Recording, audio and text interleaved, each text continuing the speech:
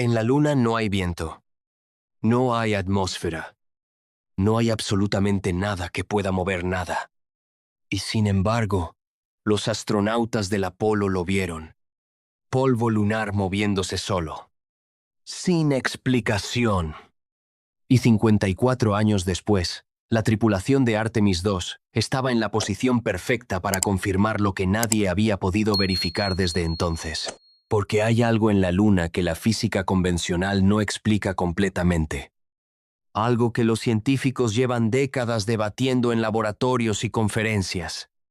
Algo que las sondas robóticas han medido pero que ningún ojo humano había podido confirmar desde el espacio profundo en más de medio siglo. No es un error de cámara. No es una ilusión óptica. Es uno de los fenómenos más misteriosos y menos explicados del sistema solar. Quédate porque lo que Artemis II observó durante su flyby lunar confirma algo que los científicos llevan 50 años debatiendo. Y la respuesta es más extraña de lo que imaginas. Artemis II fue la primera misión tripulada del programa Artemis de la NASA. La primera vez en más de 50 años que seres humanos viajaron más allá de la órbita terrestre. Reed Wiseman como comandante. Victor Glover, el primer astronauta afroamericano en una misión lunar. Christina Koch, con el récord mundial de estancia más larga de una mujer en el espacio. Y Jeremy Hansen, el primer canadiense en el espacio profundo. Además de ser una misión de prueba de sistemas, Artemis II llevaba observación científica en tiempo real. 4 pares de ojos humanos mirando la Luna desde una perspectiva que ningún ser humano había tenido en décadas. Y el lado oscuro de la Luna, ese hemisferio que nunca vemos desde la Tierra, es precisamente el lugar donde este fenómeno se manifiesta de forma más intensa. Donde la transición entre la luz solar y la oscuridad absoluta crea las condiciones perfectas para que ocurra algo que desafía la lógica. Pero para entender lo que Artemis II observó, primero tienes que entender qué es la levitación de polvo lunar. ¿Y por qué lleva décadas sin una explicación completamente satisfactoria? Imagina estar en un lugar donde físicamente nada puede moverse. Sin viento. Sin atmósfera. Sin corrientes de aire. Sin ninguna fuerza aparente que pueda desplazar una partícula de polvo de su lugar. Eso es la Luna. Un mundo donde el vacío es casi perfecto y donde la única cosa que se mueve debería ser lo que tú mismo mueves con tus manos o tus pies. Y sin embargo, en diciembre de 1972, durante la misión Apolo 17, el último vuelo lunar tripulado de la historia hasta Artemis II, los astronautas Eugene Cernan y Harrison Schmitt observaron algo que no debería existir. Un resplandor en el horizonte lunar. Una especie de brillo difuso justo por encima de la superficie. Como si algo estuviera suspendido en el aire. Pero en un lugar donde no hay aire, los astronautas lo reportaron. Lo documentaron. Y los científicos en tierra no supieron qué hacer con esa información. Durante años, la explicación más cómoda fue que era un error de percepción. Que los astronautas habían malinterpretado algún efecto de iluminación. Que las condiciones extremas de luz y sombra en la superficie lunar podían crear ilusiones visuales.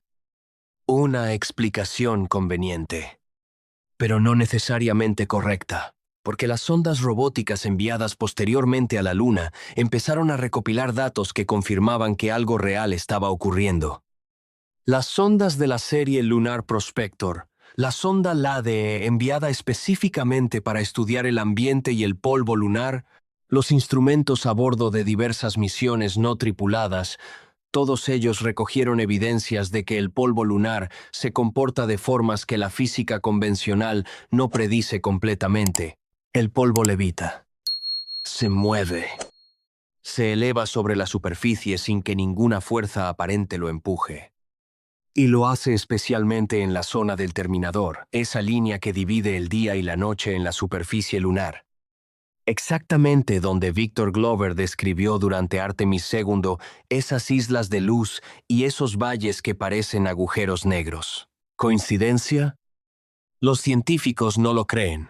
Durante el flyby de Artemis II, la tripulación estuvo en la posición perfecta para observar ese terminador lunar desde una perspectiva que ningún ser humano había tenido desde el Apolo 17.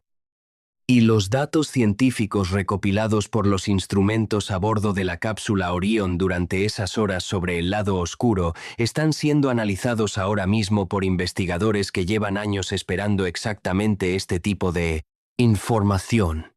Pero la pregunta que lleva décadas sin respuesta completa sigue siendo la misma. ¿Por qué se mueve el polvo? Hay varias teorías.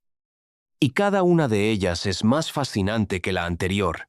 La teoría más aceptada actualmente tiene que ver con la electricidad estática. La radiación solar, ese flujo constante de partículas y energía electromagnética que el Sol emite continuamente, golpea la superficie lunar sin la protección de una atmósfera. Cuando esa radiación impacta sobre las partículas de polvo lunar, les transfiere carga eléctrica. Las partículas se cargan positivamente en el lado iluminado de la Luna. Y como partículas con la misma carga se repelen entre sí, las partículas de polvo cargadas positivamente se repelen entre sí y contra la superficie, también cargada positivamente. El resultado es que literalmente levitan. Es elegante como teoría. Usa física conocida y explica el mecanismo básico del fenómeno. Pero hay un problema. No explica completamente por qué el polvo levita tan alto como se ha observado, ni por qué el fenómeno es especialmente intenso en el terminador, ni todos los patrones de movimiento que las sondas robóticas han documentado, lo que lleva a la segunda teoría. El viento solar. El viento solar no es viento en el sentido convencional. No es aire moviéndose. Es un flujo de partículas cargadas, principalmente protones y electrones, que el Sol emite constantemente en todas las direcciones. Cuando ese flujo interactúa con la superficie lunar, especialmente en las zonas donde la luz solar llega en ángulos rasantes como en el terminador, puede crear campos eléctricos locales de gran complejidad. Campos que afectan al polvo de formas que los modelos actuales no predicen completamente. Esta teoría también tiene evidencia a su favor. Y también tiene limitaciones que no la convierten en una explicación definitiva.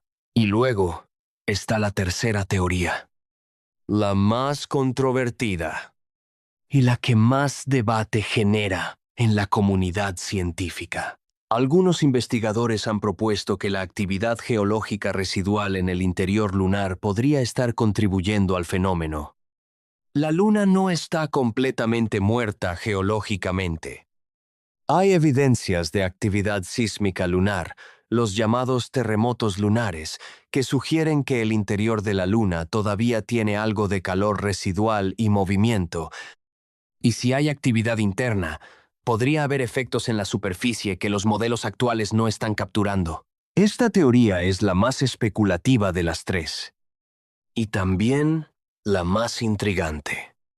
Porque si hay actividad geológica residual contribuyendo a la levitación de polvo, eso cambiaría fundamentalmente nuestra comprensión de la Luna como cuerpo geológicamente inactivo. Ninguna de estas tres teorías explica completamente el fenómeno al 100%. Y esa incompletitud es exactamente lo que hace que los datos de Artemis II sean tan valiosos. Pero hay algo que quizás no estás considerando sobre este misterio. Algo que convierte la pregunta de por qué se mueve el polvo lunar de una curiosidad científica interesante en un problema urgente y potencialmente peligroso. El polvo lunar no es polvo en el sentido en que conocemos el polvo en la Tierra. No es suave. No se aplana con el tiempo. No tiene bordes redondeados por la erosión del viento o el agua, porque en la Luna no hay viento ni agua que desgaste las partículas. El polvo lunar es el material más abrasivo conocido en el sistema solar. Cada partícula tiene bordes afilados como cristal roto, microscópicamente dentados, diseñados por la física de los impactos meteoríticos, que son los únicos procesos que fragmentan la roca en la Luna para cortar y penetrar cualquier material que entre en contacto con él. Los astronautas del Apolo aprendieron esto de primera mano. El polvo lunar destruyó los sellos de sus trajes espaciales, rayó los visores de sus cascos, penetró en los mecanismos de las herramientas, cubrió los paneles solares de los vehículos lunares reduciendo su eficiencia. Y cuando regresaron a la cápsula, lo llevaron consigo, en los trajes, en los equipos, en los pulmones, antes de que se dieran cuenta de que necesitaban protocolos de descontaminación más rigurosos. Harrison Schmitt, el geólogo del Apolo 17, el mismo que observó el resplandor del polvo levitando en el horizonte, desarrolló lo que describió como fiebre del heno lunar en las horas posteriores a haber estado en la superficie.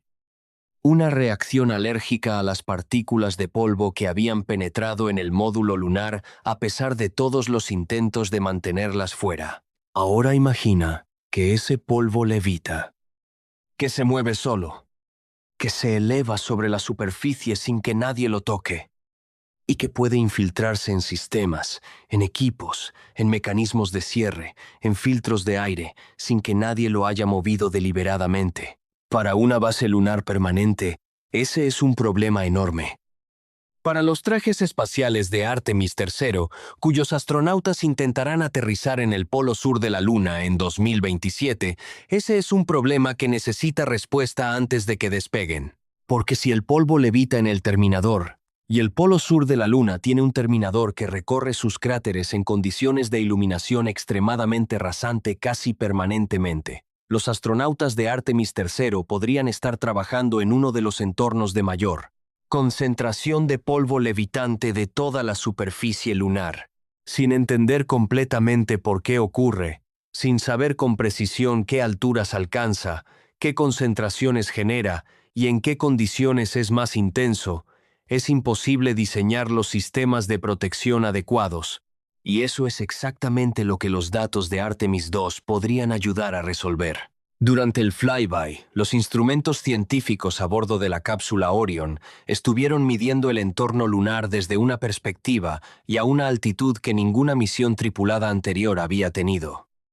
Los datos sobre el ambiente de polvo lunar, sobre las propiedades eléctricas de la superficie, sobre la distribución de partículas en el entorno inmediato de la Luna, todo eso está siendo analizado ahora mismo. Y hay algo más.